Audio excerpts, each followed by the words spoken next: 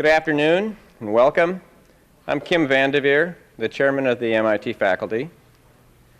We gather here today to honor two people, James R. Killian, Jr.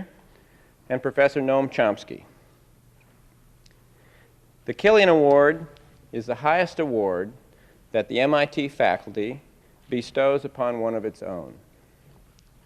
It's named after the late Jim Killian, 10th president of MIT. He came to MIT as a student in the mid-1920s. He joined the staff of Technology Review in 1926, and he retired as chairman of the MIT Corporation 45 years later, in 1971. He brought great honor and distinction to MIT through his many years of national service. I'll mention two examples, which are just the tip of the iceberg. In the late 1950s, he was the first full-time science advisor to a president of the United States and provided important leadership in the period that set the nation's course to putting a man on the moon. He also served as chairman of the Carnegie Commission on Educational Television, which recommended the formation of the Corporation for Public Broadcasting. He was also a very genuine and likable person, as I discovered quite by accident one day about 20 years ago when I was a new graduate student at MIT. I sat down at a table in the Lobdell dining room with an elderly gentleman that I didn't know, and we struck up a conversation, one that was to begin a long series of enlightening conversations I had with him until the time of his death in 1988. I think his easy way with students and with other members of the MIT community are one of the things that define Jim Killian to us. This award is named in his honor.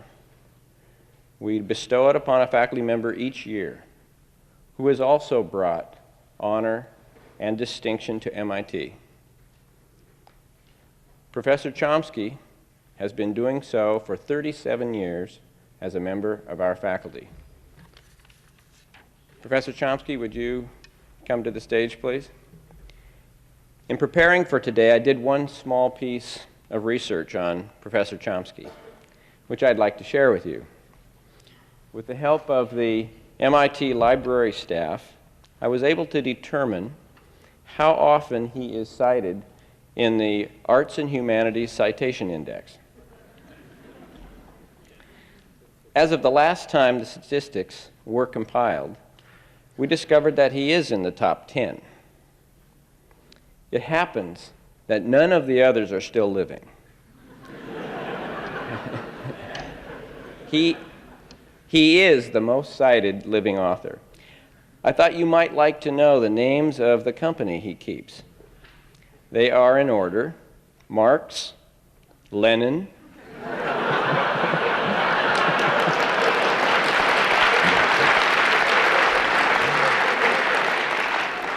Shakespeare, Aristotle, the Bible, Plato, Freud, Chomsky, followed by Hegel and Cicero.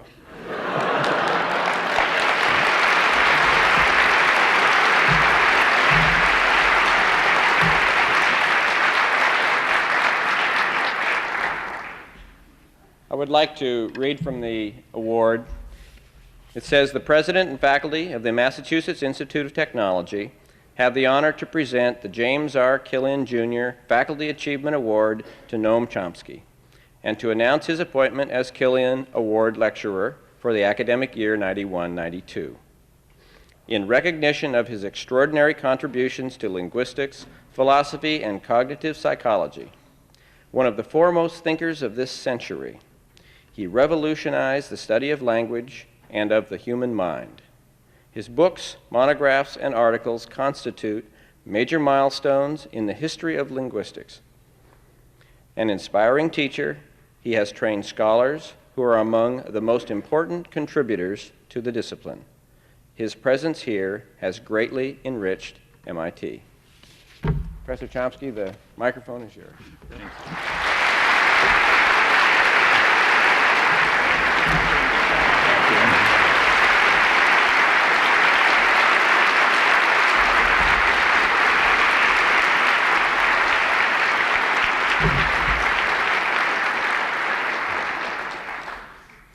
He's lucky he didn't read what those citations say. But, the title of this talk, the announced title, has three parts. Refers to language, the cognitive revolutions, and then there's the quotes around cognitive revolutions. The relation between language and cognitive science is natural. That's a reasonable combination. Modern linguistics developed as part of what's sometimes called the cognitive revolution of the 1950s, actually to a large extent here in Building 20, thanks initially to Jerry Wiesner's initiatives. It was also a major factor in the development of the cognitive sciences ever since their modern origins. So those two words are sort of obvious. The quotes are intended to express a lingering skepticism. And when I say cognitive revolution from here on in, you're supposed to hear so-called cognitive revolution. I'll explain why as I proceed.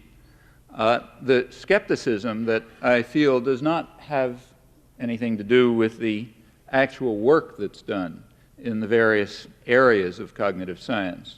So vision, language, cognitive development, a few others. In these areas, there have been quite significant advances over the past 40 years. The questions in my mind arise at a second-order level, that is, thinking about the nature of the disciplines that are concerned with what were traditionally called mental acts or mental faculties. And I want to come back to a few of those questions. Some of them are substantive, some of them are historical.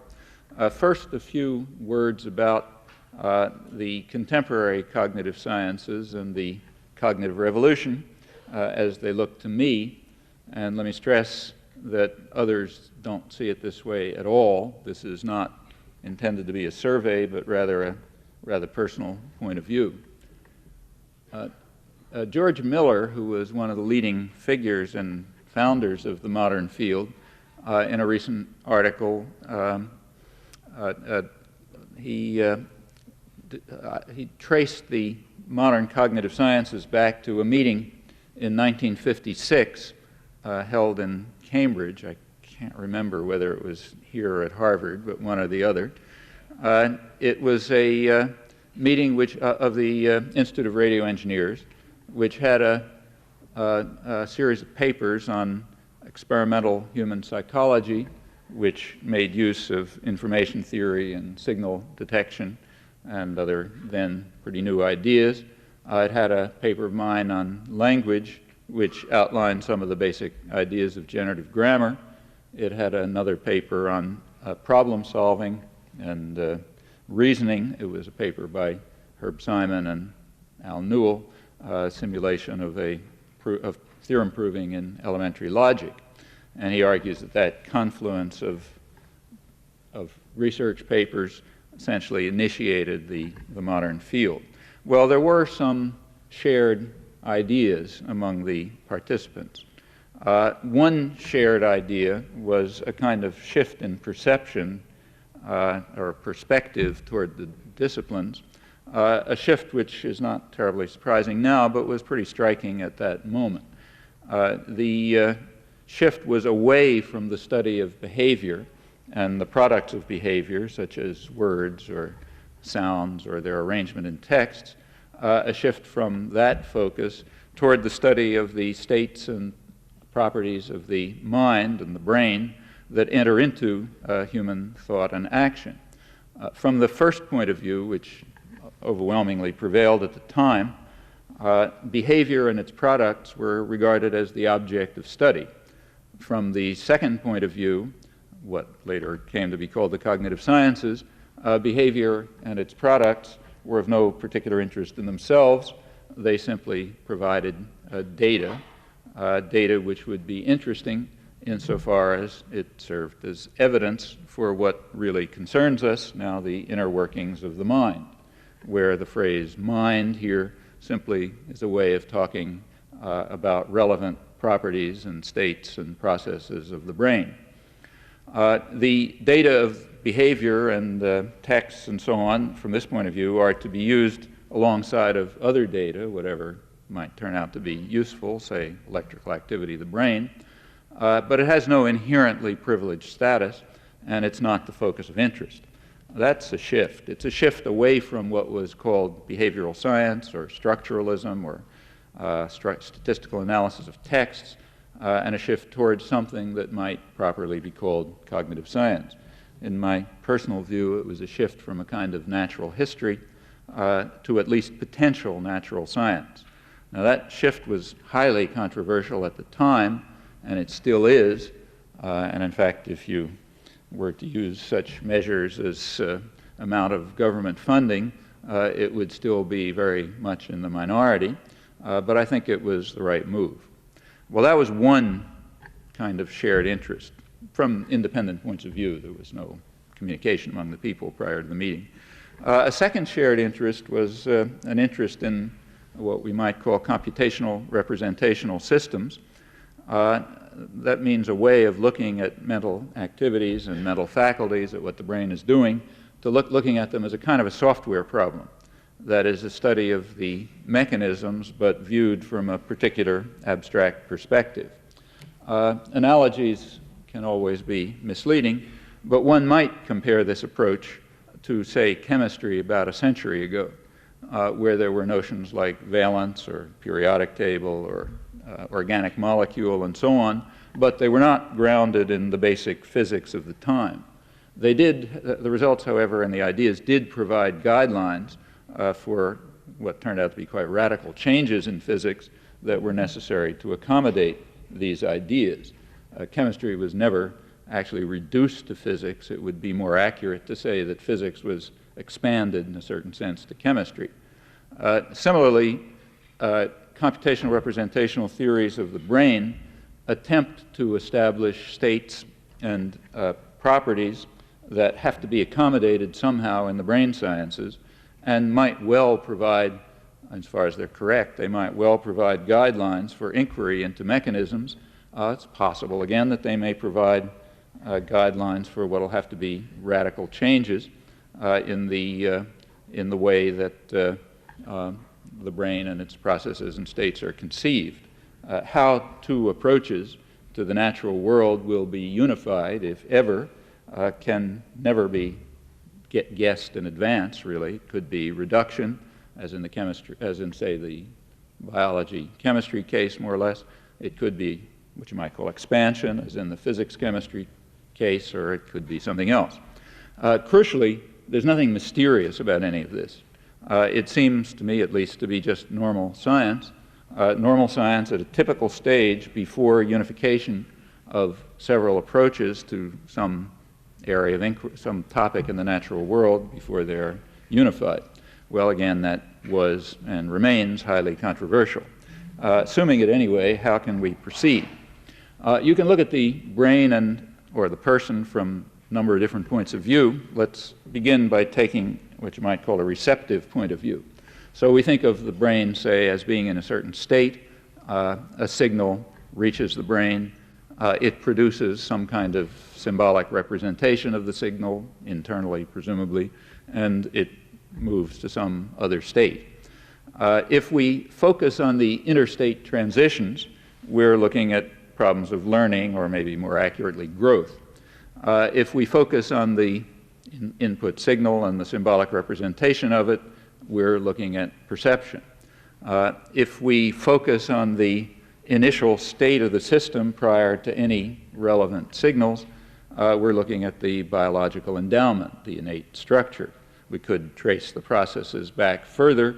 At that point, we'd be moving into embryology, and one should stress that these distinctions are pretty artificial, actually. Typically, the systems that we're looking at are like physical organs, or we might say more accurately like other physical organs, because we are studying a physical organ from a particular point of view. They're like physical organs, other physical organs, in that, say, like the digestive system or the circulatory system or the visual system or whatever, which, again, we often look at abstractly as one would expect in the study of a system of any degree of complexity. We can call these particular systems mental organs, not implying, again, anything more than that they are involved in what were traditionally called mental states, mental faculties, or mental processes. Well, like other physical organs, these mental organs quite typically reach a kind of a stable state at a certain point. That is, the input signal that's causing an interstate transition sort of moves the system around within some kind of equivalence class of states that are alike for purposes at hand. That's obviously an idealization, but a reasonable one. When you look at the stable state, after the point at which there isn't significant change, then you're very clearly studying perception when you look at the signal-result relationship. So, for example, if you take the visual system, if you look at the initial state, the state prior to relevant signals, you're looking at the basic structure of the visual system. If you look at the interstate transition, you're looking at the growth of the visual system, the changes in the distribution of vertical and horizontal receptors in the striate cortex, or the onset of binocular vision after a couple of months of age in humans, and so on. If you look at the stable state, you're studying adult perception.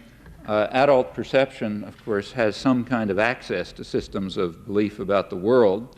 Not much is known about this, but it seems reasonable to assume that that involves some kind of computational procedure that specifies an infinite range of beliefs which are called upon when needed, although here we move into a domain of almost total ignorance. Turning to the language system, you can look at it the same way. The initial state of the system, the initial state of the language faculty, the study of it is sometimes called universal grammar these days. The study of the initial state of the language faculty is the study of that is a study of biological endowment. It's an empirical fact, which seems pretty well established, that this element of the brain is pretty uniform across the species. The variations appear to be quite slight apart from extreme pathology. And it also appears to be unique in essentials. There's no other known organism that has anything like it. Also, it's rather different from other biological systems in many respects. Systems of discrete infinity, which this plainly is, are pretty rare in the biological world, so it appears. If you're looking at the interstate transition as signals, some relevant information comes in, you're studying language acquisition. It apparently reaches a stable state at about puberty. This stable, steady state incorporates a computational procedure which characterizes an infinite set of expressions, each of them having a certain array of properties, properties of sound, properties of meaning, properties of structural organization. That computational procedure constitutes a person's language. To have such a procedure in the appropriate part of the brain is to have a language, or as we sometimes say, to know a language. When I speak of a language, I simply mean the computational or generative procedure that specifies the properties of an infinite range of linguistic expressions, such as, say, the one I just produced. Since your language is similar enough to mine, when the signal that I just produced reaches your brain, your generative procedure constructs an expression, an expression with these properties, which is similar enough to the one that I formed, so we understand one another more or less. Unlike the system of belief that's accessed in visual perception, in this case, we happen to know quite a lot about the generative procedures that are involved in the use of language, and even about their innate invariant basis. And these, in fact, are the areas of major progress in the past generation. Well, what about perception of language? There are several common assumptions about this. One major assumption is that there is something called a parser. A parser is something that maps a signal into a symbolic representation, paying no attention to any other aspects of the relevant environment, Of course, it is assumed, if people are rational, that this parser accesses the generative procedure. That is, it's assumed that you use your knowledge of English when you interpret signals. Note, however, several assumptions. First, one assumption is that such a thing exists, that a parser exists. There is some faculty of the mind that interprets signals independently of any other features of the environment. That's not at all obvious. The existence of an internal generative procedure is far more secure and far more obvious than the question of the existence of a parser, and it's also far better grounded assumption, far better grounded empirically, and with much richer theoretical structure. This is contrary to common belief, which usually considers the two the other way around. Nevertheless, let's assume that a parser exists, though it isn't obvious. It's further assumed that the parser doesn't grow the way a language grows from some initial state to a stable state. Now, that assumption, again, is not very well founded. It's based mainly on ignorance. It's the simplest assumption, and we have no reason to believe anything about it, so we might as well believe that. There is some kind of evidence for it, indirect perhaps, but interesting. There's a forthcoming book coming out from MIT Press by Robert Berwick and Sandoi Fang, former student of his, on what you might call a universal parser, a fixed invariant parser, which has the property that if you sort of flip it switches one way, it interprets English, and if you flip it switches another way, it interprets Japanese. And if that's the right idea, then there is a universal parser which is unaffected by environmental factors, apart from the properties that serve to identify one or another language, that is the array of flipping of switches. I'll come back to that. There's a further comment. So that assumption, the assumption that the parser doesn't grow, while strange, could be true, and there's only this kind of indirect evidence for it. A further common assumption is that parsing is easy, something that you do very quickly and easily. In fact, that's often held to be a criterion for the theory of language. It's often held to provide, the criterion is supposed to be that the theory of language must provide generative procedures that satisfy this requirement, that parsing is easy and quick. Well, that one's flatly false, uncontroversially. Parsing often fails completely and quite systematically, and it's often extremely difficult. Many categories of what are called parsing failures are known, even with short, simple expressions. A parsing failure just means a case where the parser works fine, but it gives some kind of an interpretation which is not the one that's assigned to the signal by the language. So it's wrong in that sense. It's perfectly true that and very often, you can easily find categories of expressions, even pretty simple ones, where the parsing system just breaks down. People don't know what they're hearing. Sounds like gibberish, even though it's perfectly well-formed and has a fixed, strict meaning, and so on and so forth. Now, it's perfectly true that one uses expressions that are readily parsed, but that verges on tautology. What it means is we use what is usable. Other resources of the language we just don't use. There's a related assumption. It's often alleged that language is well adapted to the function of communication. It's not clear that that statement is even meaningful, or any similar statements about biological organs, but to the extent that one can give some meaning to that statement, this one again looks just false. The design of language appears to make it largely unusable, which is fine. We just use those fragments that are usable for us. Doesn't mean that the design made it usable somehow. There are similar assumptions in learnability theory, formal learnability theory. It's often claimed as a starting point that natural languages must be learnable. In fact, natural languages are often defined. Natural languages are defined often as the set of languages that are learnable under standard conditions. Now, notice that that could be true. We don't know that that's false, as we know that the comparable statement about parsing is false. It could be true that languages are learnable, but it's not a conceptual necessity. Language design might be such, our language faculty could be such, that it permits all kinds of inaccessible languages. These would be realizable in the brain, just as, say, English is, but not accessible to humans. Again, that wouldn't stop us from doing what we do. We would just pick up the accessible ones. In fact, there is some recent work, quite recent work, which suggests that natural languages are learnable. But if true, that's an empirical discovery, and in fact, a rather surprising one. Well, I've said nothing so far about production of language. There's a reason for that. The reason is that apart from very peripheral aspects, it's almost a complete mystery. We can learn a good deal about the mechanisms that are put to use when we speak, and we can study at least certain aspects of perception, the mapping of signals to percept using the internalized mechanisms, the generative procedure of the language. But no one has anything sensible to say about what I'm doing now or what two people are doing in a normal conversation.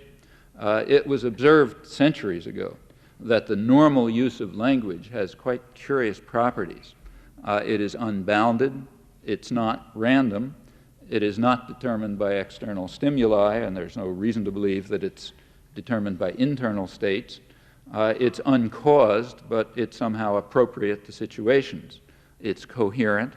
It evokes in the hearer thoughts that he or she might have expressed the same way. That collection of properties, we can call them the creative aspect of language use, that set of properties was regarded by the Cartesians as the best evidence that another organism has a mind like ours, not just a body like a dog or a monkey or a robot. Actually, if you look back at their argument, it was quite reasonable. The science happened to be wrong, but it was very reasonable, and within the framework of scientific reasoning, we might put matters in different terms, but we haven't made any progress in understanding these critically important phenomena, the phenomena that concern them and that they provide much of the basis for the traditional mind-body distinction. In my opinion, in fact, contemporary thought about these topics, usually phrased in terms of notions like the Turing test, involves a considerable regression from the much more scientific approach of Cartesian psychology. I'm not going to have time to elaborate properly. I merely mention this to provoke some possible interest or maybe outrage. We'll see. Well, I've mentioned several kinds of shared interest in the early modern cognitive sciences, say back to the 1956 meeting that George Miller pointed to. One common interest, again, is in computational representational systems, looking at the brain in terms of software problems. For linguistics, at least, this turned into the study of the generative procedures that are put to use in perception and presumably in expression of thought, speaking, although the latter, again, remains a complete mystery. There's another shared interest. It's what we might call the unification problem. That's a problem that has two different aspects. One aspect is the relation between the hardware and the software, the relationship between computational representational theories of the brain and the entities that they postulate, and what you might call implementation. And as I suggested, I think you can regard that as similar to the problem of the relation between, say, chemistry and physics 100 years ago, or genetics and chemistry 50 years ago, and so on. That's one problem, the unification, the one aspect of the unification problem, the deepest aspect. A less deep aspect has to do with the relation among the various domains of cognitive science, say language and vision, whatever may be involved in problem solving. This is the question, what do they have in common? Notice that that's much less profound a problem. If it turns out the answer is nothing, just the way it is. On the other hand, we'd be kind of upset if the answer to the first one was no answer.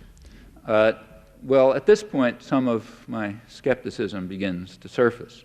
So let's take the first one, the deep problem, the serious scientific problem, the relation between roughly the hardware and the software, chemistry and physics. Here, there are two different approaches you can identify.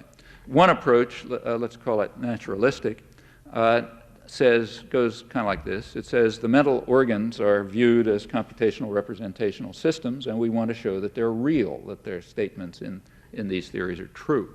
That is, that there are certain states of and properties of the brain which these theories exactly capture. That's what you try to show.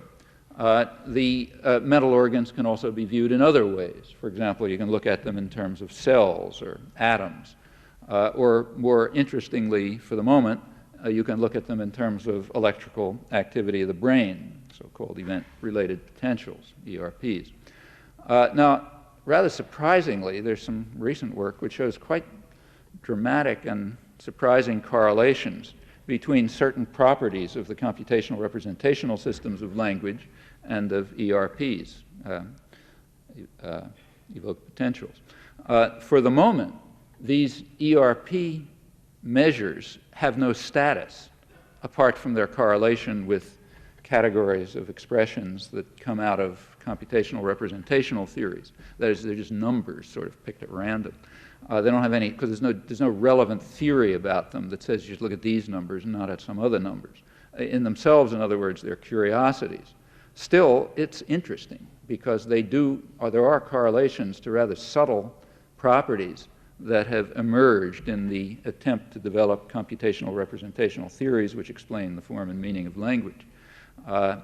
So that suggests an interesting direction for research, namely to try to unify these quite different approaches to the brain and to place each of them in an appropriate theoretical context. For the moment, that's primarily a problem for the ERPs, but if you can pursue it, could be quite an interesting direction, and one can think of lots of consequences.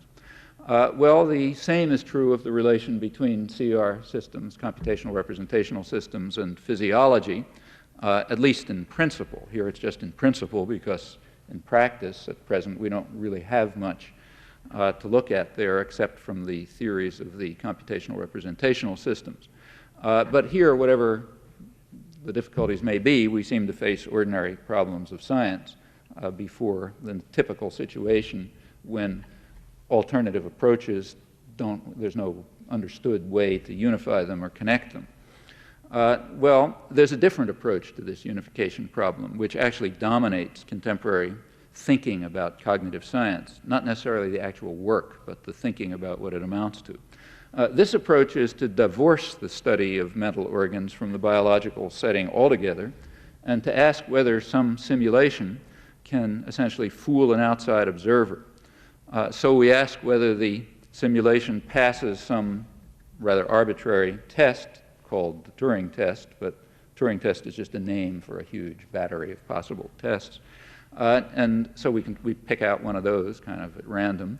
And we now ask whether some, say, extraterrestrial invented organism or some actual programmed computer passes the test, that is, fools somebody.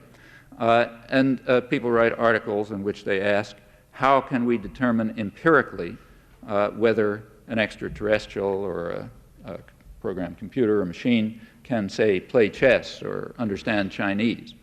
And the answer is supposed to be, if it can fool an observer under some arbitrary conditions called the Turing test, then we say we've empirically established that.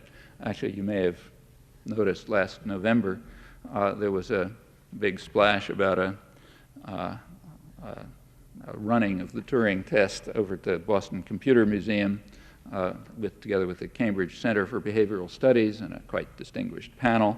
They had a bunch of programs which are supposed to try to fool people. There was, I think, a $100,000 prize offered. Big story in the Boston Globe, front page story in the New York Times. Science had a big splash on it. I wasn't there, but I'm told that the program that did best in fooling people into thinking that it was a human was one that produced cliches at random. Apparently it did pretty well. I don't know. It may tell you something about humans, but I'm not sure what. As far as I can see, all of this is entirely pointless. It's like asking how we could determine empirically whether an airplane can fly. The answer being if it can fool someone into thinking that it's an eagle, say, under some conditions. But the question whether an airplane can fly, and whether it's really flying, or for that matter, the question whether high jumpers were really flying at the last Olympics, that's not an empirical question. That's a matter of decision, and different languages make decisions differently. So if you're speaking Japanese, I'm told airplanes, eagles, and high jumpers all are really flying.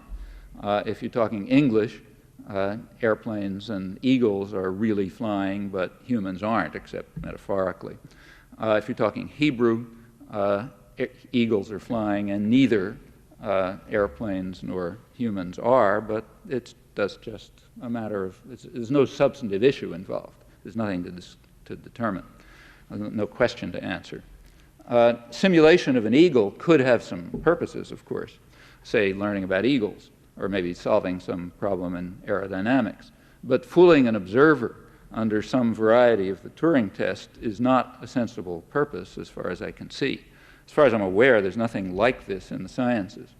Incidentally, if you go back to the 17th and 18th centuries, scientists were very much, who we call philosophers, but they didn't distinguish, they were greatly intrigued by automata, by machines. For example, automata that simulated, say, the digestion of a duck.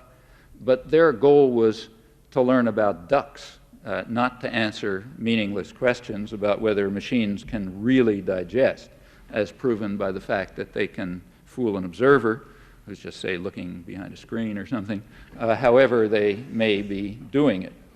Well, this is one of the respects in which, in my opinion at least, there's been regression since the 17th and 18th century. Chess playing programs are a perfect example of this, in my opinion. Well, anyway, that's two approaches to the first question of unification, the sort of deep one. What about the more shallow question of unification? That is, the question of unification among the various branches of the cognitive sciences.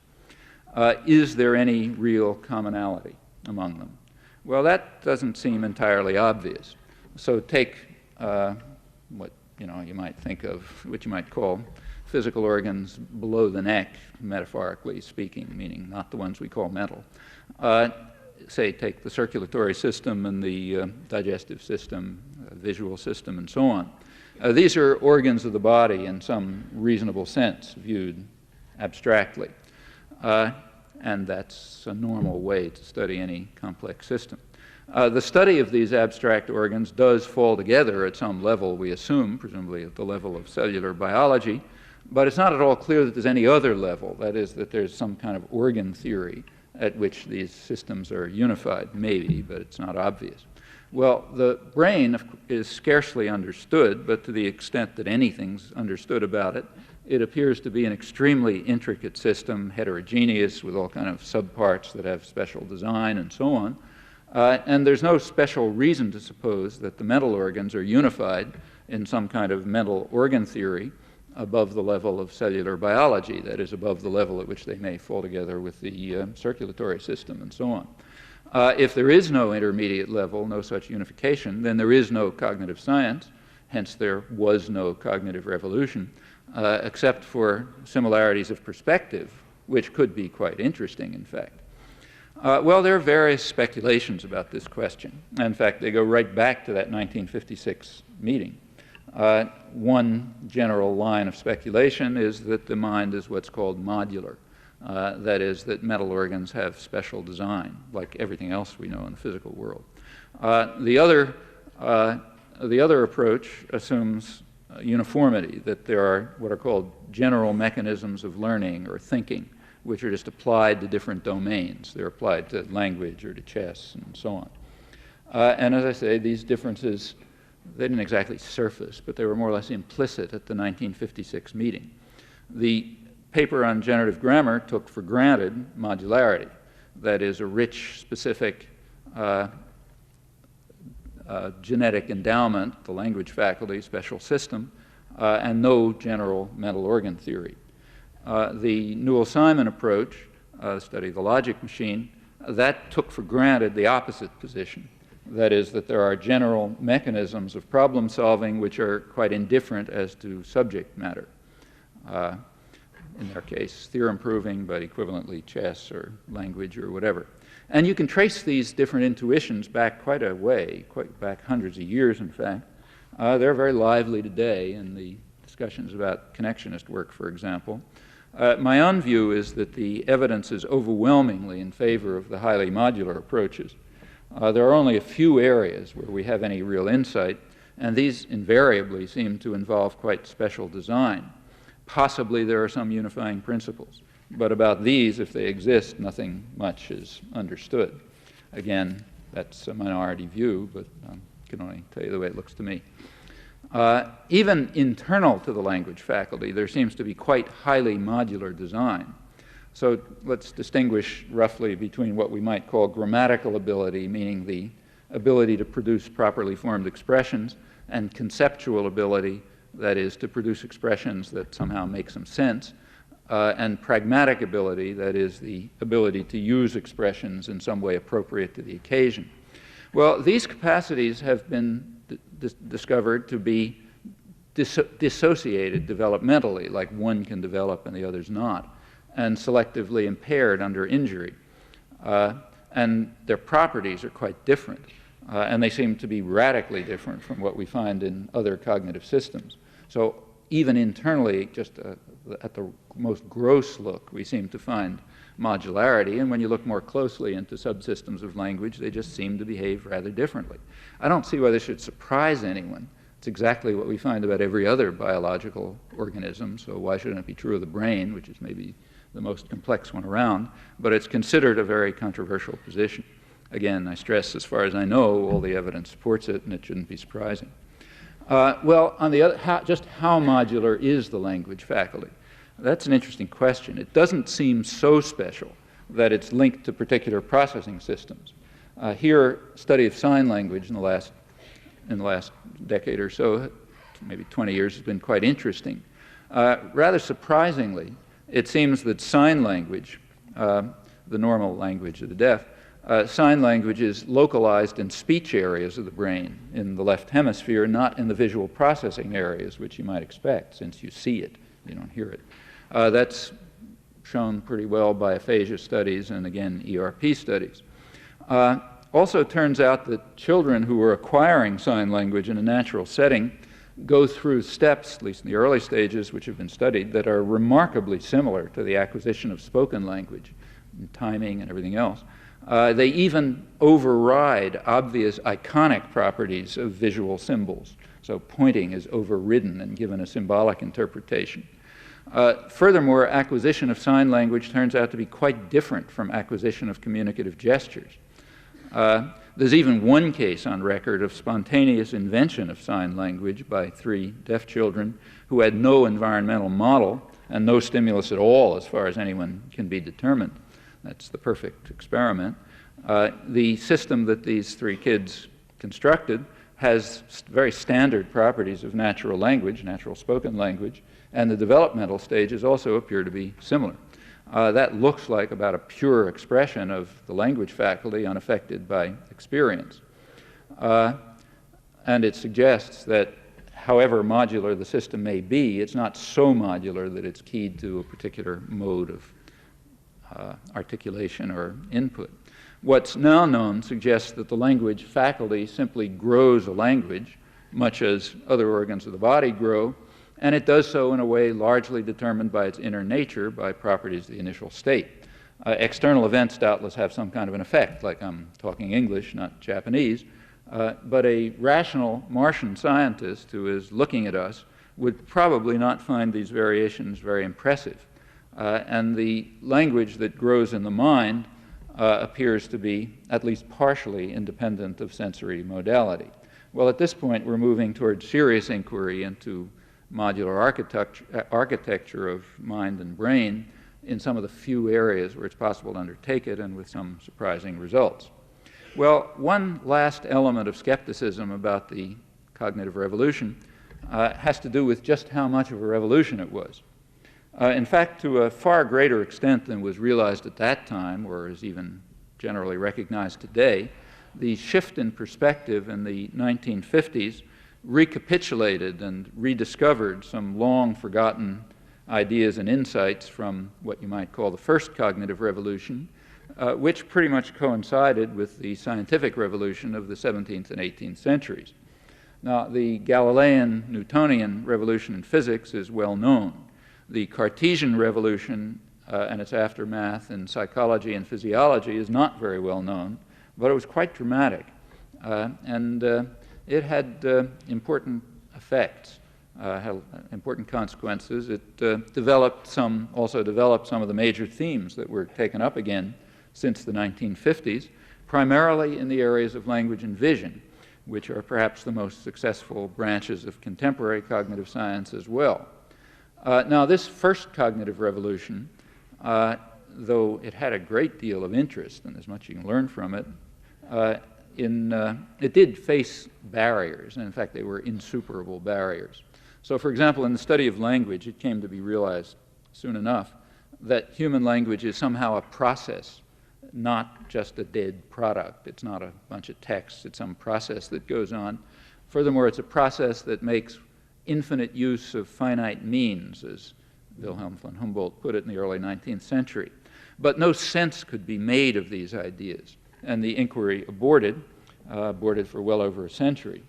By this century, the formal sciences had provided enough understanding of all of this so that many traditional themes could be productively engaged, particularly against the background of other advances in science and engineering and anthropological linguistics, and one could understand quite well what it meant to make infinite use of finite means.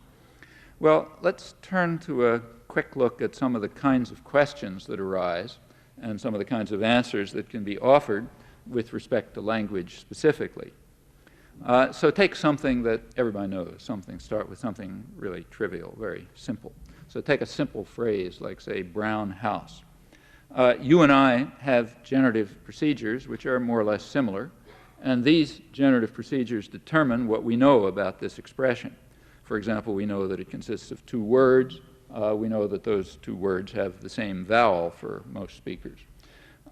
We know also that if something or other, if I point to something, I say that's a brown house, what I mean is its exterior is brown. If somebody paints a house brown, we know that they painted the exterior brown. If they painted the inside brown, they didn't paint the house brown. If you see a house, you see its exterior. So we can't see this building as a matter of conceptual necessity. If we were standing outside, we might. And the same is true of a whole mass of what are sometimes called container words, like box or igloo or airplane. You can see an airplane, for example, if you're inside it, but only if you can look out the window and see the wing, or if there's a mirror outside which reflects the exterior of the airplane or something like that. Then you could see the airplane, otherwise not.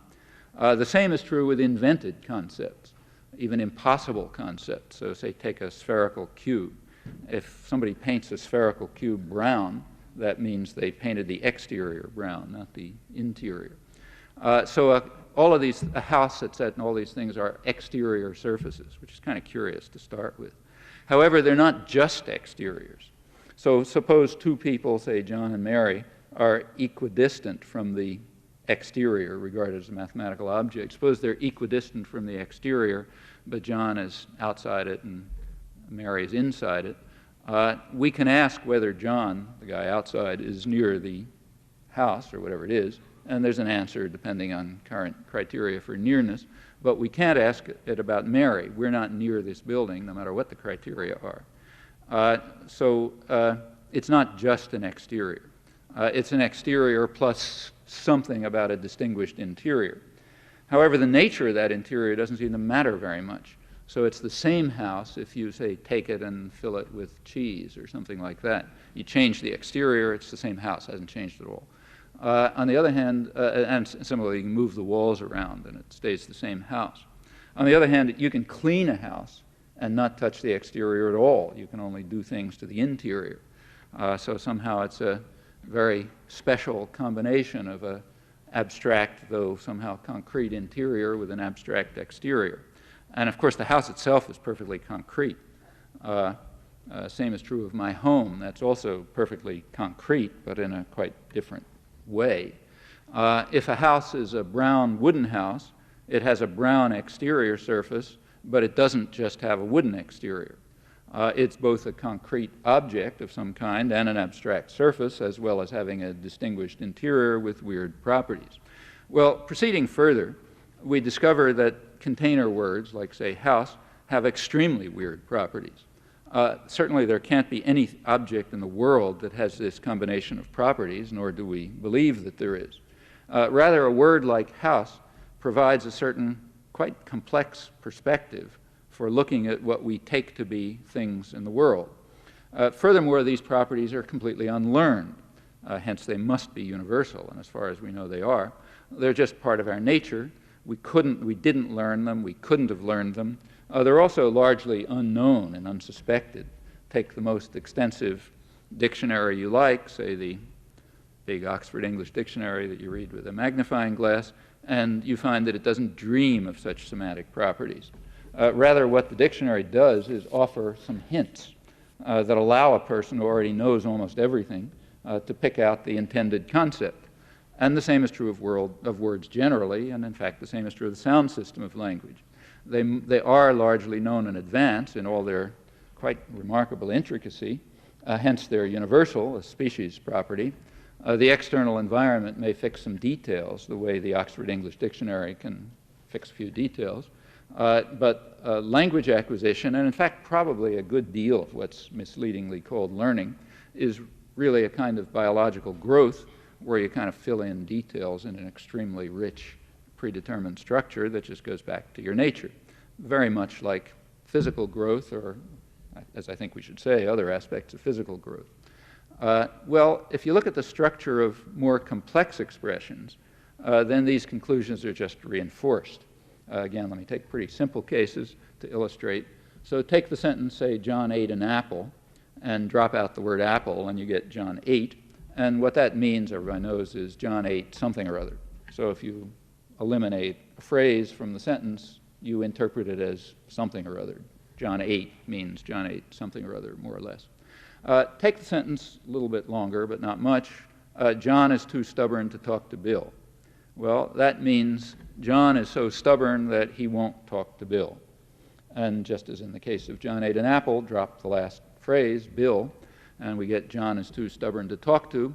And by analogy, or by induction, if such a thing existed, people ought to interpret it as meaning John is so stubborn that he won't talk to someone or other. However, it doesn't mean that. John is too stubborn to talk to means John is so stubborn that nobody's going to talk to him, John. Somehow it all inverts if I drop the last word. Suppose you make it a little more complex. John is too stubborn to expect anyone to talk to Bill. Well, that means John, you have to think maybe a little bit here already. John, because parsing is not easy and quick, John is too stubborn. It means John is too stubborn for him, John, to expect that anyone will talk to Bill. Now drop Bill again. Now we get John is too stubborn to expect anyone to talk to, and reflect for a moment, and you'll see that the meaning shifts radically. It means John is so stubborn that somebody or other doesn't expect anyone to talk to him, John. Everything shifts. Now, all of this is inside you. Nobody could ever learn it. Nobody could possibly learn it. None of it is mentioned or hinted at, in fact, even in the most comprehensive grammar books. It's known without experience. It's universal as far as we know. In fact, it better be universal, or it means there are genetic differences, crucially, among people. It just grows out from our nature. A huge variety of material of that sort has come to light in the last 30 years or so as a direct consequence of something new, namely the attempt to actually discover and to formulate the generative procedures that grow in the language faculty of the brain, virtually without experience. That had never been done before. It was always assumed that it's kind of all obvious. You know, how could there be anything complicated here? If you go back, say, to the early 50s, the problem about language acquisition was supposed to be, why does it take so long? Why does it take so long for such a trivial thing to happen? Why do children need so much exposure to material to do this simple process of habit formation? As soon as you try to describe the facts, you discover that it's quite the opposite. There's extremely intricate things that are known even in the simplest cases. There's no possible way of picking them up from experience, and consequently they're universal. They're part of our nature. These are just part of the generative procedures that the brain determines. Well, what do these generative procedures look like? Apparently, they look something like this. A language can be looked at as involving a computational procedure and what you can call a lexicon. A lexicon is a selection of concepts that are associated with particular sounds. The concepts appear to be pretty much invariant. They're things like house, let's say, and they have very weird properties, which means that they must be invariant, because if they have very weird properties, they've got to be unlearned, which means that they're going to be invariant, just part of our nature. The sound variety also seems quite limited. On the other hand, the association between a concept and a sound looks free. So you can say tree in English and Baum in German, and so on. So that tells us what one aspect of language acquisition is. It's determining which of the given set of concepts, with all their richness and complexity, is associated with which of the possible sounds with their limited variety. Notice that that's a pretty trivial task. So you can imagine how a little bit of experience could help fix those those associations if the concepts were given and the structure of the sound was given. Well, the lexicon also contains what are sometimes called formal elements, things like inflections, like tense or plural or case markers of the kind that you find, say, in German or Latin and so on. And languages do appear to differ quite substantially in these respects. However, that seems to be mostly illusion. At least the more we learn, the more it looks like illusion. So, for example, take, say, cases. English doesn't have them. You've got to memorize them when you study German and Latin. But that looks illusory. It appears to be the case that English has them fine, in fact, exactly the way Latin has them. It's just that they don't happen to come out the mouth. They're not articulated. They're in the internal mental computation, and their effects, which are quite ramified, are detectable. But that part of the computation just doesn't happen to link up to the vocal tract. So the computation is running along, but where it gets spelled out as sounds, it just doesn't happen to look at this stuff. Well, that's another aspect of language acquisition, that is to determine what aspects of the computational system receive an external articulation. There are also some differences among these formal elements that also have to be fixed, but they appear pretty narrow. Notice, incidentally, that if you have a very intricate system with just a few possible differences in it, which could be sort of right at the core somewhere, making those changes may produce something that looks phenomenally quite different. Just look at it from the outside, it may look radically different, even though it's basically the same thing with really only trivial differences. And that's pretty much what languages seem to look like. Well, what about the computational system? That's the lexicon. What about the computational system? It's possible that it's unique. That is, it's invariant. There's just one of them. There's nothing at all to be learned. It's not certain, but it's at least possible, in fact, plausible. If this picture is on the right track, notice we're very close to concluding that there's only one human language, at least in its deeper aspects. And incidentally, going back to this rational Martian scientist, that's what he would have guessed in the first place. Otherwise, acquisition of these highly intricate systems on the basis of fragmentary experience and the uniformity of the process would just be a miracle. So the natural assumption is, well, there's basically only one of them, and it's fixed in advance. If, in fact, acquisition of language is something like a chicken embryo becoming a chicken, or humans undergoing puberty at a certain age, then it's at least within the realm of potential scientific understanding, not a miracle. And that's the way it seems to be. The more we learn, the more it looks like that. More precisely, there does seem to be a certain variety of languages, apparently a finite variety. That is, it does seem to be, it's a good guess now, that each possible language that the language faculty makes available, each possible language is fixed by answering a finite number of fairly simple questions.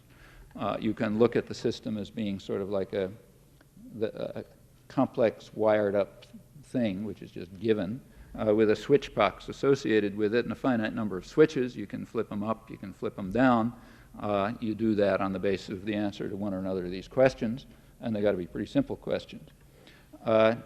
If we could understand the way that works, bits and pieces of it are understood, suppose we could understand it, then we ought to be able to, say, deduce Hungarian by setting the switches one way, and deduce Swahili by setting the switches a different way.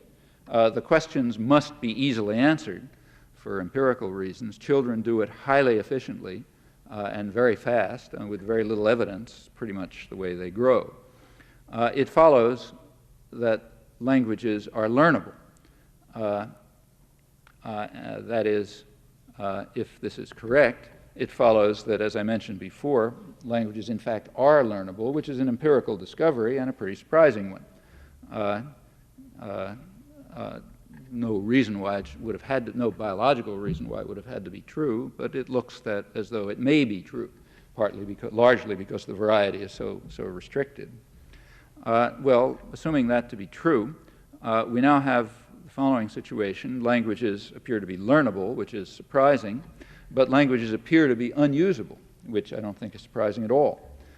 What that means is that only scattered parts of them are usable, and of course those are the parts we use, so we don't notice it. Now actually this unusability property may be somewhat deeper than what I suggested. Since the origins of modern generative linguistics, there have been attempts to show that the computational system is constrained by certain very general principles of economy which have a kind of global character to them. And there's some recent work that carries these ideas a long step forward. It's still pretty tentative. In fact, it's unpublished. But let me sketch some leading ideas that indicate where things might go. Suppose we think of a linguistic expression in something like the following way. The language faculty selects a certain array of items from the lexicon. That's what it's going to talk about. And it begins computing away using its computational procedure, which I'm now assuming to be invariant across languages. It computes in parallel, just picks out these items and goes computing along with them. It occasionally merges pieces of the computation, so you bring them together. Then maybe it picks something out and starts going in parallel again. At some point in the computation, they've all been merged. It just keeps computing. It proceeds merrily on its way, in other words. At some point after they've merged, the system, the language faculty decides to spell it out, meaning to provide instructions to the articulatory and perceptual system. Then the computation just keeps going on, and it ultimately provides something like a representation of meaning, which is probably to be understood as instructions for other performance systems. Well, proceeding in this way, the computation ultimately proceeds two paired symbolic expressions, two paired outputs, instructions for the articulatory perceptual apparatus on the one hand, and instructions for language use, what are called semantics sometimes. So these are the two, let's call them interface levels of the language faculty. The language faculty seems to interface with other systems of the mind, performance systems, at 2 points, one having to do with articulation and perception, the other having to do with the things you do with language, referring to things, asking questions, and so on, roughly semantic. So let's say that's what happens. Looks like it does.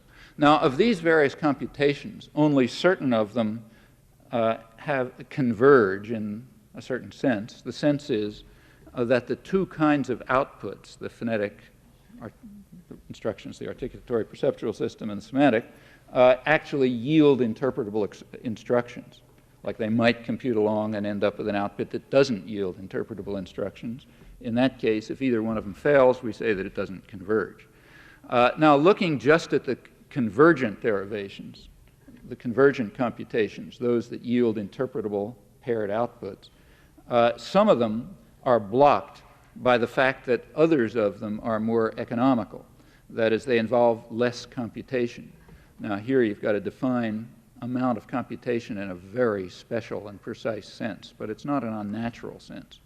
Well, if you can do this, it's going to turn out that many instructions that would be perfectly interpretable just can't be constructed by the mind, at least by the language faculty, because the outputs are blocked by more economical derivations. What is a linguistic expression then? Well, a linguistic expression is nothing other than the optimal realization of certain external interface conditions. A language is the setting of certain switches, and an expression of the language is the optimal realization of universal interface conditions, period. All the work would now be done by special properties of the nature of computation and very special notions of economy, which do have a kind of global character. They have a kind of a least effort character, but of a global sort. Well, it turns out that quite a variety of strange things can be explained in these ways in terms of a picture of language that is really rather elegant. It's guided by conditions of economy of derivation with very simple and straightforward operations. They're not only elegant, but they're pretty surprising for a biological system. In fact, these properties are more like the kind what one expects to find for quite unexplained reasons in the inorganic world. Well, these economy conditions, as I mentioned, they have a sort of a global character to them, though not entirely. They have a tendency to yield high degrees of computational complexity that would render large parts of language unusable. Well, that's not necessarily an empirical objection. We then turn to an empirical question. Are the parts that are rendered unusable the parts that can't be used? We know there are plenty of parts that can't be used, so if it turns out that parts of language involve irresolvable computational complexity, irresolvable by a reasonable device, and those are the parts you can't use, fine, that's a positive result, not a negative result.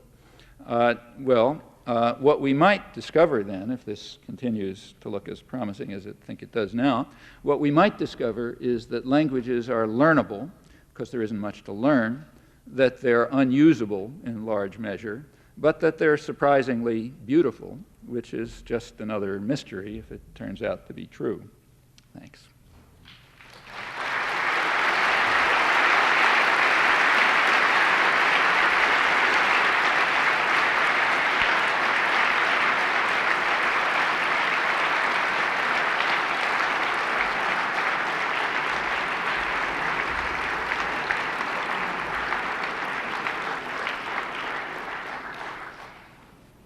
I understand there's some time for discussion, so if anybody feels like there's a couple of mics up here.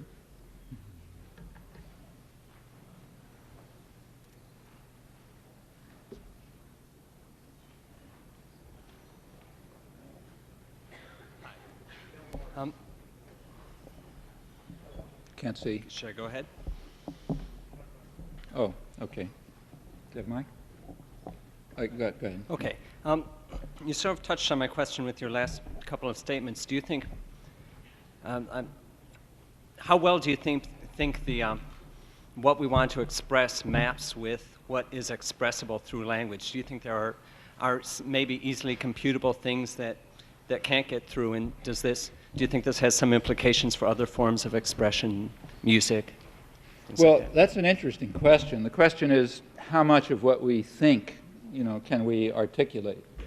In order to have an answer to that question, we'd have to have a way of getting at what we think that's independent of what we articulate. So we'd have to have a way of getting at what we think which is independent of language. And that's hard. There's really no way to get at what we think other than what we can articulate somehow. Now, just if you nobody knows anything about this, so your guess is as good as anyone else's. But if you introspect about it, just, to the extent that introspection means anything, it looks as though the kind of thing you're talking about happens all the time.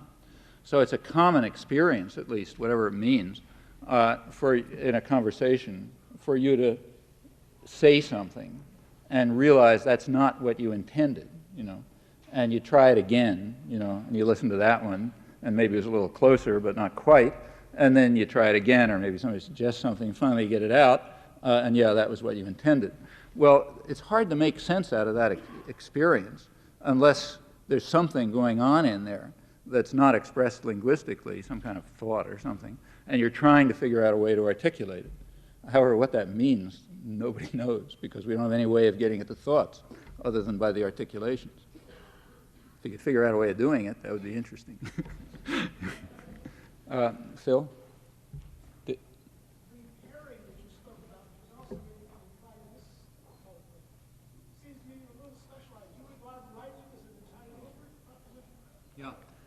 Well, the question, I just talked about, yes, I will. I just talked about speech and hearing. I also talked about sign and seeing. But the question is, well, what about writing? That's obviously an input, doubtless. I mean, it's not, whether it's a natural system is not so obvious. There isn't, as far as I'm aware, there's no evidence, somebody correct me if I'm wrong, but I don't know of any evidence that children can learn language from writing. They can learn it from sign, clearly, and that's just like speech. They can learn it from hearing, but as far as I know, learning from writing is always secondary. That is, it's mapping some visual sign system or some auditory sound system into another mode of representation. However, and learning it is not so simple. It may take some work. But once it's acquired, yeah, you can, presumably, it does feed the same systems as far as we know, so it'll be left hemisphere represented and so on and so forth. I mean, you can get, you get left hemisphere aphasia that'll cause writing problems sometimes. It has much less real time in it. Right. It has alternatives. Right. That's absolutely true. Writing gives you all sorts of options that speech and sign don't give you, because you can look back and you can think about it and you can make much more complex expressions. And if you look at what's in writing, it has much more complexity than what would ever happen in a left-to-right system, which, both speech and sign are restricted by the fact that that time is linear. It's left-to-right processing. So all kind of memory constraints start to enter and all sorts of other computational constraints. A parser for speech and sign has got to be left to right. A parser for writing, you can take your time. You can pore over a sentence for a long time and try to figure it out. Sometimes you even can. Sometimes you can't. It depends who you are. Like if I read a text in postmodern literary criticism, I can look at the sentence for about a year and I still don't understand it, but presumably you can at least figure out that it's got some grammatical structure. There are some interesting questions about, there's some work actually suggesting that the creation of writing systems may have had an impact on, even maybe on language change and allowing certain more complex options to be developed and so on. I don't think that's impossible. You should really ask other people here about that because they know a lot more about it than I do, including some of them who've worked on it. But another point that ought to be mentioned is that there are invented systems. All of you know them. When you study at MIT, you're learning invented, created systems all the time. Now, those things are called languages, like, say, the language of mathematics or something, but that's just a metaphor. They're very different from languages. Even the language of ordinary scientific informal discourse is radically different from language when you begin to look at its properties. All of these weird, complex properties of language, like what I mentioned about house, when you develop a system that you want to use for understanding the world, science, you try to divest the concepts of all of these strange properties of natural language. So, for example, when you study, I don't know, the other day I can't say I read, let's say I looked at a paper in Science on the granular structure of matter. It was asking whether a heap of sand is a liquid or a gas, or is it some other form of matter, something or other. Well, I couldn't understand the article, but I could see what he's talking about. But the point is, the author of the article didn't care how the term liquid is used in English, or in any other language. That didn't come up. What he cared about is the special technical concept created in the course of this effort to understand the world, which may have the same sound as the English word liquid, but is going to have very different properties. So these things that are constantly created are sort of, you might say they're accretions to language, and they're typically the interactions with them are typically in written form. But they're very different systems. I expect that they're created by totally different faculties of the mind.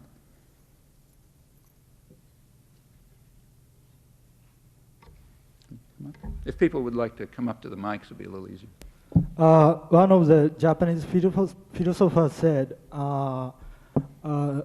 the cerebral physiology, the physical study of brain shows to some extent the physical computational processing of languages is very different. Of what? Physical computational processing of? Processing of language of computer is very different from physical, that of our physical brain. And he also said it's safer for us to call a machine computer rather than call a machine artificial intelligence. On the other hand, I'm sorry, I didn't entirely understand. If you look at the computer processing of language, yeah, it's the way the computer works is simpler than the brain? The computer processing the system of language is different. Different from the way the brain does it? Yeah. Yeah, that doesn't really mean anything. I mean, see, it's like saying that if you build a bulldozer, it's different from a person digging a ditch.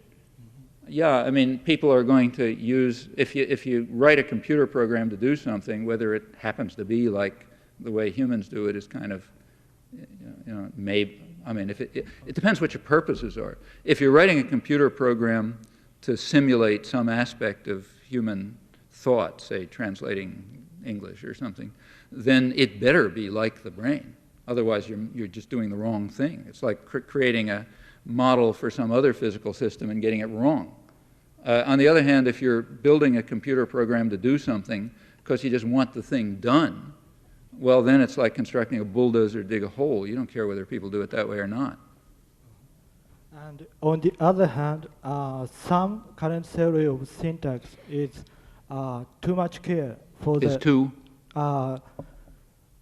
Some current theory of syntax is care too much for the computational rationality rather than to seek for the real state of our brain. And sorry, I didn't understand. Somebody understand who can, somebody say it again so I'll understand it? That just shows that the generative procedures aren't always identical. Okay. Yeah. Then. Oh, okay. The theories of language or the computer theory? In other words, they care. They can apply the grammatical theory to the computer. They put priority the application of the computer rather than... Well, let me see if I understood. There's three different things here. One is what the brain is actually doing. A second is what some linguist is claiming the brain is actually doing, a linguistic theory. A third is a computer program which is doing something or other. Now, they're going to be, we want the first two to be alike. Okay, if they're not, got the wrong theory. And you go back to the drawing board. When you're working with a computer program, you just have to decide what you're trying to do. If you're constructing, if you're trying to simulate, you're trying to give a model, you're trying to understand what the physical system you're interested in is actually doing, then you want your computer program to identify processes and states which are real. For example, you want the program to fail where the person fails. If a person has a parsing failure, you want your parser to fail, and so on. There's no issue of rationality that I can see. I mean, a computer program and the brain, and they're not rational any more than, the legs are rational when you walk. I mean, they do what they do. The brain is designed to do what it does. A computer program that's trying to capture aspects of that will, to the extent that it's correct, do what it does the right way. But the issue of rationality doesn't arise. Okay. Another question is, in your current theory of syntax, you assume the modules or principles.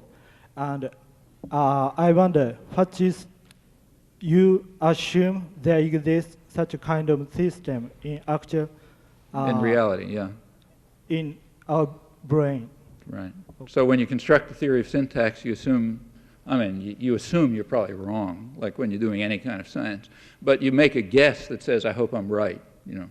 And then you check it out and see where you went wrong and if somebody can make it better and so on. But you certainly are, like if somebody writes a paper in some journal, they are, if they're serious, claiming, look, this is the way it works.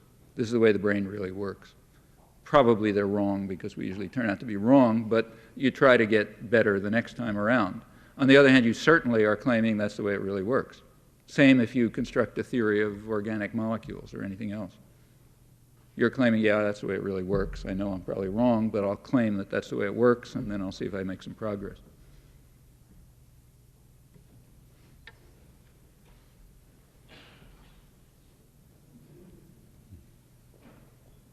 I really enjoyed your comment about when you said that there was one human language. And you also indicated that if we were Martian and we came to the Earth, we would sort of hear one sound in a sense. So I was wondering, with all of the diversity that we have in the world today, and historically, with Asia being one way linguistically, and Africa another, Europe another, and with inflectional languages that we've developed from Indo-European influences, and the agglutinative languages that come from Africa, and the Creoles from the Caribbean area. In the future, say 100 years from now, could you comment on which tendency would you feel that we would more likely be to go in, that of one human language for the Earth, or diversity with many different when I languages? say there's one language, I don't mean that we should try to sort of all speak Esperanto or something. What I'm claiming is the actual diversity, even the possible diversity. There's a lot of possible languages around that just haven't come along for historical accident. But if you consider the possible diversity, what I'm saying is a rational Martian scientist who looks at us the way we look at frogs would say, well, there's only one of them. It's true, like if we look at frogs, they're all frogs, I mean, if a frog looks at frogs, they're all wildly different from one another. In fact, a frog would just take for granted that every reasonable thing is a frog and wouldn't even ask any question about what it's like to be a frog. A frog would presumably be precisely different, interested in whatever minuscule difference there may be among frogs that tells them, you act this way or that way to them. They don't worry about the fact that they're all frogs. That's taken for granted. Or if you're doing a genetics experiment, let's say, you pretend that all the fruit flies are identical. I mean, if somebody really asks you, you'll say, yeah, they're a little bit different here and there, but they're basically identical for all I care. And whatever is different about them, I forget about. And again, from the point of view of the fruit flies, the world may look quite different. Now, we're no different from any other organism, I presume. I think we're part of the natural world. So we take for granted that anything around is a human being. I mean, if other people use the word house with this weird collection of properties that we use, we don't even notice it. That's just like breathing, because that's just the way any reasonable creature is. On the other hand, if a Martian were to, and if you go over and you hear somebody speak Swahili or something, that looks wildly different.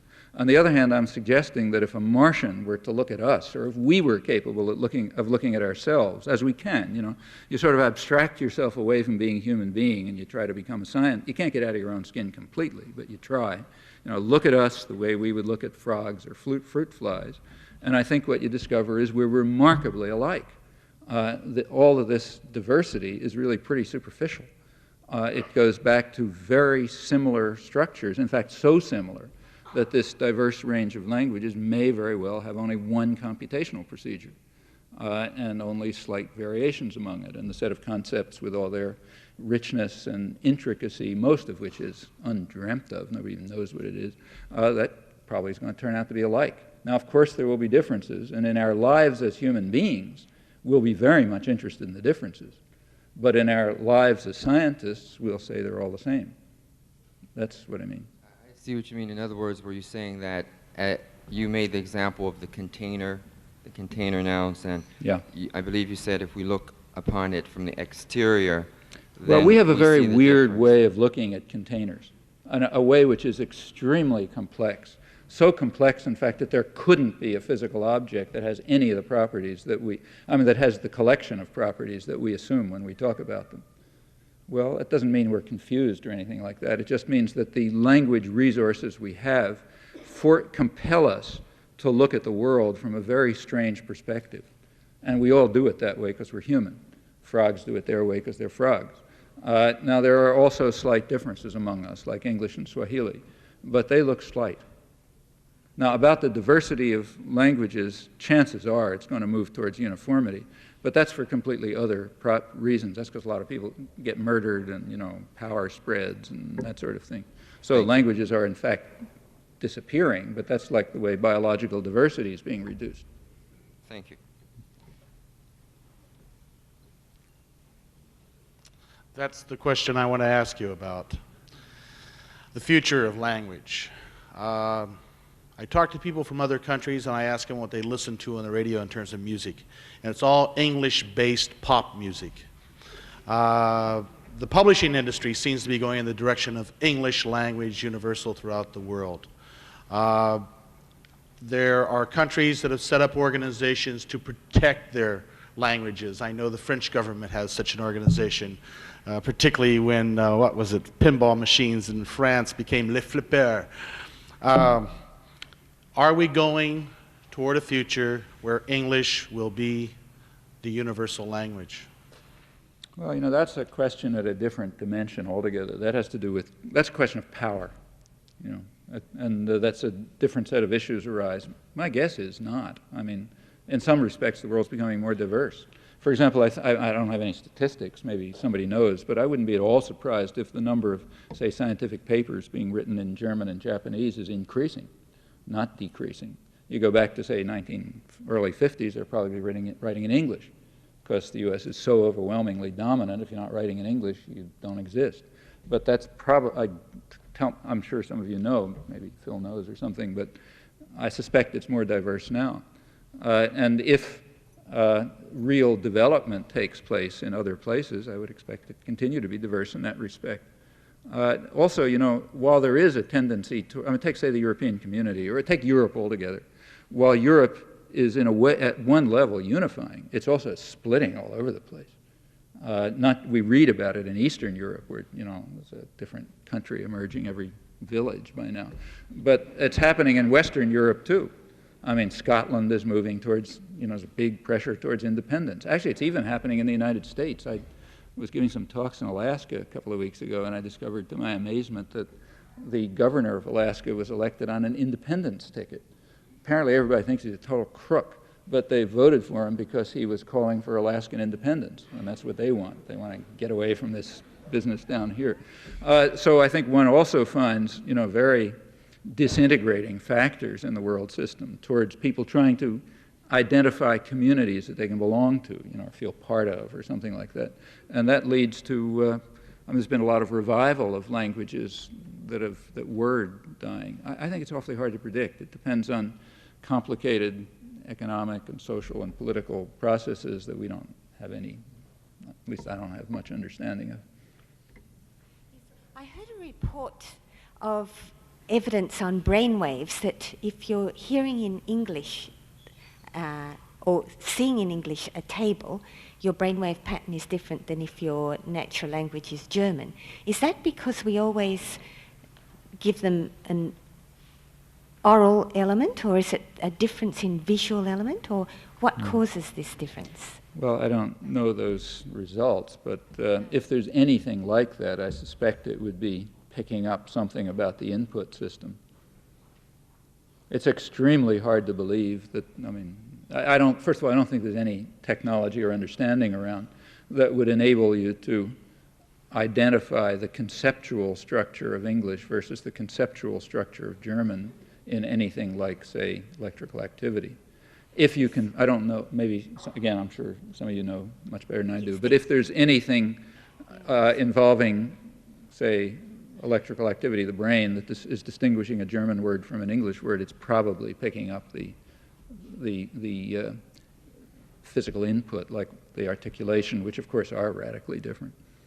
Yes, these were experiments in which both they were asked mentally to think sentences. Think about something, but when you think about something, yeah, but when you think about something, see, you can't think about something without, you know, beginning to get your motor system working. Try to think about a word without saying it to yourself. I'd like to ask two questions. The first one is, Alonzo Church said once that Principia Mathematica was as much a part of the English language as Paradise Lost. Now, speaking from my modest personal experience, I can report that in an hour of an average mathematics seminar, one is likely to hear more metaphors than in a month of Iowa Poets Workshop. Your distinction, on the other hand, between language of science and natural languages seems to turn around the prescriptive ideal that a scientist supposedly sets for his language. I would like to ask to what extent actual empirical data about linguistic competence of speakers of languages of science has been incorporated into the conclusion that you make. Well, it can't be studied because the notion languages of science is just a metaphor. It's like asking how much evidence about airplanes flying has been incorporated into the study of eagles. It's not a meaningful question. When scientists construct the system that they're working in, they they may not think about it, but what they're actually doing is divesting the system of many of the complicated properties of natural language, and they're also adding to the system other properties that natural language doesn't have. So, for example, take Principia Mathematica, or let's say go back to Frege, which kind of starts the thing off. The systems that, say, Frege, in the beginning of modern philosophy of language and so on, philosophy of mathematics, the systems that he created, which of course he called languages, but that doesn't mean anything. The systems that he created had properties, stipulated properties that language probably doesn't have at all. In fact, presumably some quite critical properties, like a Fregean system, the kind that is then developed, say, in Principia Mathematica, that has a property of reference. That is, words refer to things. Okay, so the numeral 3 refers to the number 3, period. It's just made up that way. Well, that doesn't seem to be the way natural languages work. They don't have what are called logically proper names. Back, I don't know, 40 years ago or so, philosopher Peter Strawson talked about what he called the myth of the logically proper name, pointing out, and I think accurately, that languages just don't have them. They have other ways of carrying out the act of referring. But if you tried to use the language ways in mathematics or in physics, it would just be a total screw-up. So what you do is create systems which have properties like reference between a symbol and a thing, and which, of course, pick the things to make some sense. You know, you pick the things so that they're going to be part of the natural world. Natural language doesn't care whether they're part of the natural world or not. You just do it the way you're constructed to do it in a certain way, and whether the well, take, say, the case of liquid that I mentioned before. You can't help using liquid with the natural language connotations when a physical syntax of Principia Mathematica is radically different than the syntax of language at the most elementary level. I mean, every formal language, for example, like, say, the language of Principia Mathematica, begins with a distinction between well-formed formulas and not well-formed formulas. There's no reason to believe that any such distinction exists in natural language. I mean, from the start, you just make up new systems with the goals that, you know, which are an attempt to come to an understanding of nature. Natural language was not, you know, is not a system which is sort of given to us with the intent of coming to an understanding of nature any more than walking is. You've got to keep taking your intuition, you've got to keep trying to overcome your intuitions when you do science. I mean, you look at the sunset every evening. You can't help but seeing the sun set. You know, you can know all the astronomy you like, and when you look at it, you see the sun set, you know. There's no other way to see it. That's just the way you're constructed. But insofar as you're a scientist, you try to, you know, take yourself out of your skin. I don't want to see the sun set. I want to see relative motion and so on and so forth. And it's the same in constructing these so-called languages, whether it's Frege or Principia Mathematica or anyone else. So there's no meaningful question about are they like natural language? No, they're different. They may use some of the, I mean, it's perfectly true, as you say, that if you go to a math class, math lecture, people are going to use metaphors all over the place. Similarly, in a open the American Journal of Mathematics, And the things that are called proofs are not proofs in anybody's sense. They're hints that a smart mathematician could use to make up a proof. If you tried to construct a proof, every issue of the American Journal of Mathematics would be as big as the Library of Congress or something like that. You can't do that, you know. So of course you use metaphors and hints, and you appeal to people's intuition and understanding and so on. But that's just because you're a human being trying to do science. Insofar as you're doing science, you will very consciously often diverge from properties of common sense or natural language, which are just biological capacities, just as you'll try to diverge from your perception of the sun as setting. Well, perhaps I was calling for a more descriptive rather than prescriptive notion of proof in analyzing the language of mathematics. But I would like to ask you something. Well, there's no issue. Look, there is no such thing as a descriptive. There is no descriptive study of the practice of the American Journal of Mathematics. It's just not an interesting topic. I mean, you do it the best you can with the least effort to make sure that people who understand more or less what you understand will get the idea. You know, that's kind of the way you do it. Are you saying then that the relation of reference is radically different in natural language, or perhaps even non-existent? Well, it appears to. I mean, this is a very controversial issue again, and I don't want to be glib about it, but my own view at least is that the relation of reference, which is stipulated for formal languages, doesn't even exist in natural language. Thank you. I like the metaphor about setting switches. My switches were obviously set to English. I tried to reset them, and reasonably well, to Japanese, and found that quite different. I wonder if your studies have given any insight into second language acquisition and perhaps ways to facilitate it.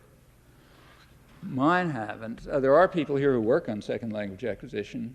Suzanne Flynn, for example, and is a person who's done interesting work on second language acquisition, and her work suggests that there are certain parts of the system that are just fixed and universal.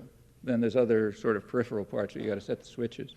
And her work suggests that at the adult level, this distinction is still there, so that when you're learning Japanese as an adult, you're still using the. See, you might assume that it all just gets assimilated. Once you set the switches, it's just what it is, and you can't distinguish the switches from the principles anymore. But according to her work, you probably can distinguish, so that's interesting. On the other hand, how people learn second language, that seems to vary all over the lot. Like, say, take our department, little small department over at MIT with 8 faculty members.